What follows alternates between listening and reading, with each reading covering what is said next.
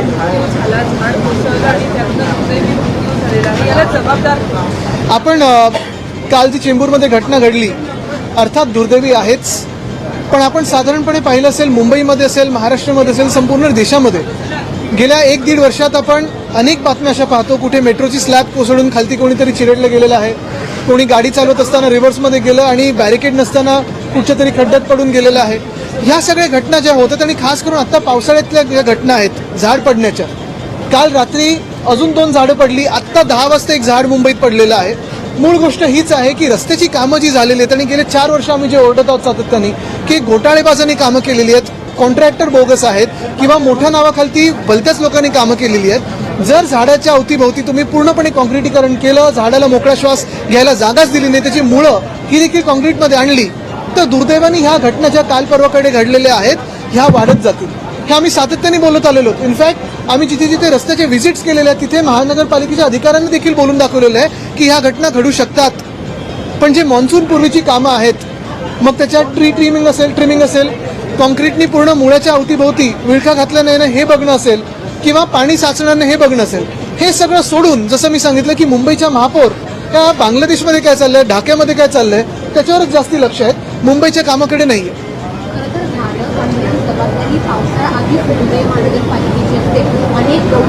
Tree ट्रिमिंगचं असेल, नालेसफाईचं असेल, अनेक आमदार सातत्याने बोलत आहेत, आम्ही देखील बोलत आहोत.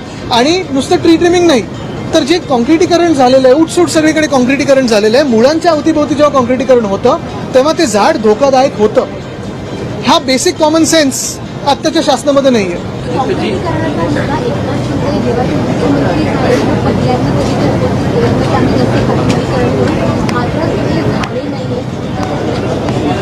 बेसिक गोष्ट अशी की त्यांचीच मुळं कुठच्या पक्षात आहेत ही खोलपर्यंत गेलीच नाही आहेत, नुसतं पैशांमध्ये बुडलेली आहेत.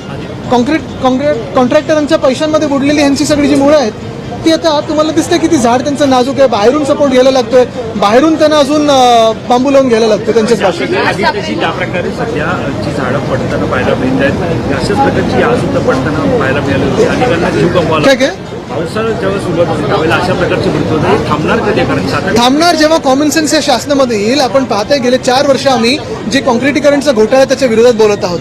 आता पण जर पाहिलं तर सर्रासपणे सगळीकडे कॉन्क्रिटीकरण चालू आहे.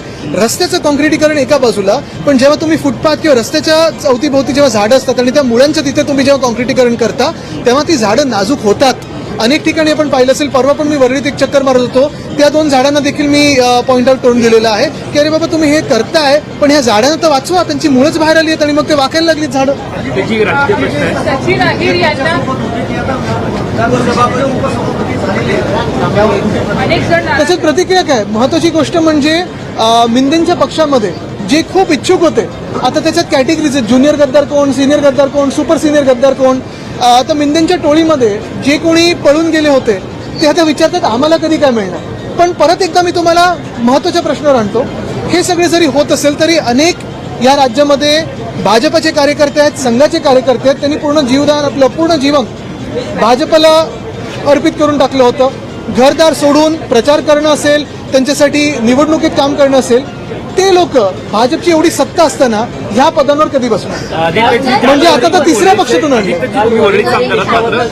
थेटपणे असं म्हटलं जातं की वरळीमध्ये आता थेट लढत होईल कारण सचिन अहिर यांचा शिवसेनेमध्ये प्रवेश. अरे यावरती मत काय? कारण माझं मत बिलकुल नाही. आमचं काम आहे आणि काम बोलतं. आमचं सगळी जी कामं आहेत ती वरळीकरांना माहिती. विचार तुमचे जे आमदार आहेत ते अजूनही धनुष्यबाणाच्या चिन्हाची नोंद आहे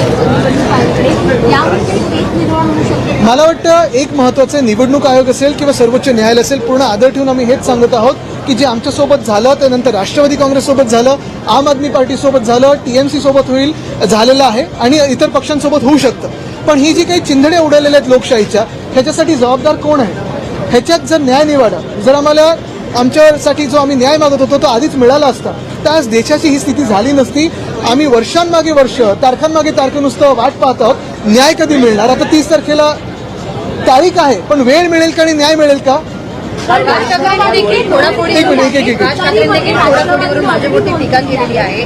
त्यांचं म्हणणं आहे की पत्त्यांचा आता एक बंगला बांधला जातोय, सगळ्यात खालचा पत्ता मोदी आहे, ते जर एकदा निघाले की सगळे पत्ते खाली पडतील, बंगला सुद्धा पुढे. कसं? मुख्य गोष्ट हीच आहे, ते बोलतात ते एकदम अर्थात बरोबरच आहे, त्यांचं रिडिंग तर तुम्हाला माहितीच आहे. पण त्याच सोबत जे ऑपरेशन देवेंद्र चालू आहे या महाराष्ट्रामध्ये ते महाराष्ट्रालाच काय देशाला खूप धोकादायक आहे. कारण जी काही एक राजकीय अस्थिरता निर्माण झालेली आहे आपल्या राज्यामध्ये, तुम्ही पहा, तुम्ही साधे नागरिक म्हणून तर तुम्ही एक मिनिटं पत्रकार आहात मनातून विसरून जा, आम्ही राजकारणी लोकच विसरून जा, पण नागरिक म्हणून जे काही या राज्यामध्ये चाललंय, पक्षांची तोडफोड असेल, पैसे देऊन आमदार विकत घेणं असेल, निर्लज्जपणे हा आज बॅनरवर उद्या त्या बॅनरवर माझ्यासोबतच तुमच्यासोबत, हा जो काही निर्लज्जपणा चाललाय, ही जी काही चोरी चालली आहे, किती राजकारण करायचं, काय त्याला पातळी आहे की नाही, किती खालती जायचं त्याला काही पातळी आहे की नाही. आणि हे सगळं होत असताना देशाची आर्थिक स्थिती काय आहे, राज्याची आर्थिक स्थिती काय आहे, नोकऱ्या आहेत का, तुमचं जीवनमान सुधारतंय का, ह्याच्यावर कुठेही सरकार म्हणून शासन म्हणून लक्ष नाही देणं. कालच जी घटना घडलेली आहे, एका 11 वर्षाचं मुलाचा जीव गेलेला आहे, पण कुठेही काही चर्चा नाही, नुसतं हंगामा करायचा, आमदार विकत घ्यायचे, पक्ष फोडायचे, हे घाणेरडं राजकारण मिंदेंच्या टोळीने असेल किंवा भाजपने सुरू केलेलं आहे. कुठे ना कुठेतरी ह्याच्यावर आपल्याला विचार करण्याची वेळ आली.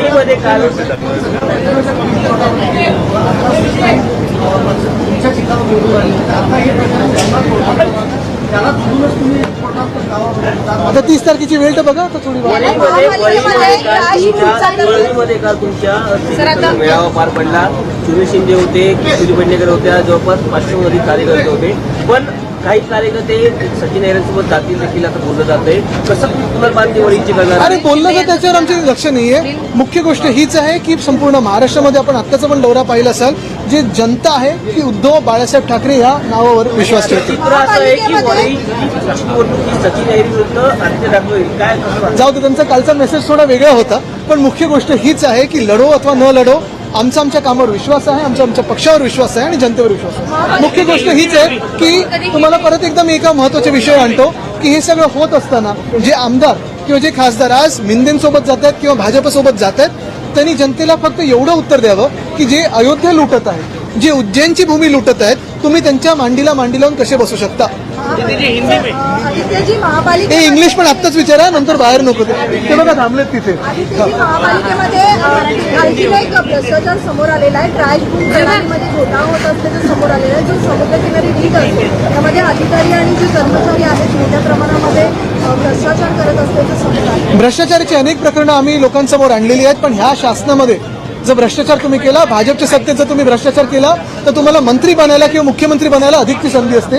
तर त्या अधिकाऱ्यांनी लवकरात लवकर भाजपाच्या वॉशिंग मशीनमध्ये ऍप्लिकेशन द्यावं. ते कदाचित ऑपरेशन देवेंद्र फडणवीस नंतर मुख्यमंत्री बनू शकतो. त्याच्यावर मी असं पत्र आता अध्यक्षांना मी लिहिणार आहे, कारण हा सायबर क्राईम आहे. आमदारांचं स्वतःचं फेशियल रेकग्निशनसाठी कुठेही कन्सेंट न घेता तुम्ही आमचं फेसेस म्हणजे आमचे चेहरे वापरलेले आहात त्याच्यावरनं फेशियल रेकग्निशन करतात, पण उद्या जर ह्याचा डीप फेक झाला किंवा कोणाचा बँक अकाउंट किंवा कोणाचा फोन हॅक झाला तर ह्याला जबाबदार कोण असतील? अध्यक्ष असतील का, ज्यांनी निर्णय घेतला, की कुठच्या कंपनीकडे आहे, फायरवॉल काय लावले तुम्ही, पासकोड काय लावले, सिक्युरिटी काय, ह्याच्यावर खरं तर हे सायबर क्राईम आहे मोठं.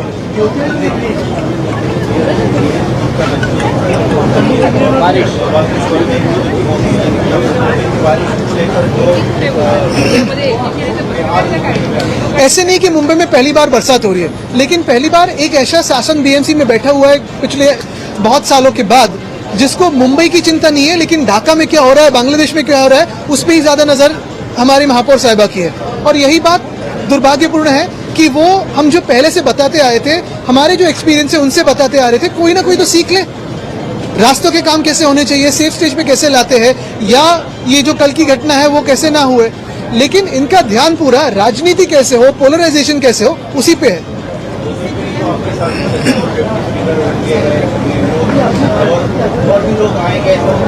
बिल्कुल, जिसको जिसको भाजपा का अयोध्या की लूट और उज्जैन की जो भूमि की लूट है वो मान्य है, वो भाजपा और मिंदे के साथ जाए, क्योंकि जो हिंदुत्व के खिलाफ है वही तो भाजपा के साथ आज जा रहा है. क्या आप सोच सकते हैं कि रामलला के मंदिर में कभी भ्रष्टाचार हो सकता था? लेकिन जो भाजपा ने और संघ ने जो लोग बिठाए उन्होंने तो भ्रष्टाचार किया है. क्या आप सोच सकते थे कि मध्य प्रदेश के मुख्यमंत्री स्वयं वहां की भूमि की लूट कर सकते थे? लेकिन उन्होंने तो की है, ये तो मीडिया ने सामने लाया. तो जिन जिन को जो हिंदू विरोधी है वही भाजपा के साथ जा सकता है और मिंदे के साथ जा सकता है.